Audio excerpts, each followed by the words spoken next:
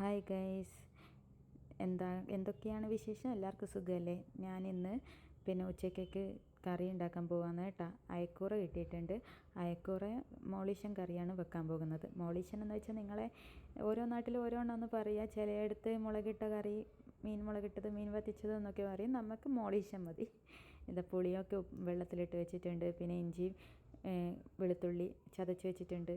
പിന്നെ തക്കാളി, പച്ചമുളക് ഇത്രയൊക്കെ ഇടുന്നില്ല. കറിവേപ്പില, മോളീഷനാണ്.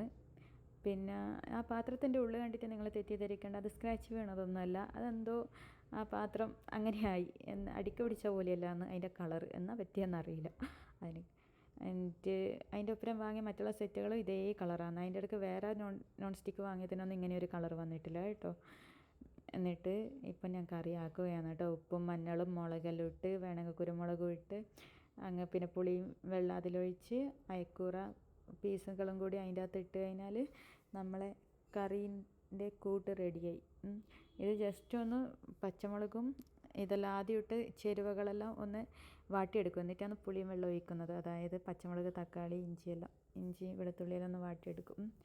എന്നിട്ട് ഇതാ അയക്കൂറ ഇട്ട് വെച്ചിട്ടുണ്ട്. ഇനി കറി ആവണം. കറി ആയിക്കഴിഞ്ഞാൽ ഞാൻ മാത്രമേ ഇല്ല ഇവിടെ കഴിക്കാൻ വേണ്ടിയിട്ട്. ഇത് ഫ്രിഡ്ജിൽ വെച്ചിട്ട് നാളെ എടുക്കണം. പിന്നെ നാളെ എന്തായാലും എന്നെക്കൊണ്ട് ഇത് തീരുമൊന്നുമില്ല, ഞാനൊരാളെ കൊണ്ട്. എന്നിട്ട് തലയൊന്നും നമ്മൾ വാങ്ങിയിട്ടില്ല കേട്ടോ അയക്കൂറേൻ്റെ, അതുകൊണ്ട് തലേൻ്റെ പീസൊന്നുമില്ല. അപ്പോൾ കറി ഇപ്പോൾ റെഡി ആവുകയാണ്. കറി റെഡിയായി കേട്ടോ. ഇതാണ് എൻ്റെ അയക്കൂറ മുളകിട്ടത്. അപ്പോൾ എല്ലാവരും സബ്സ്ക്രൈബ് ചെയ്യണേ, ഷെയർ ചെയ്യണേ, സപ്പോർട്ട് ചെയ്യണേ, ലൈക്കും ചെയ്യണേ.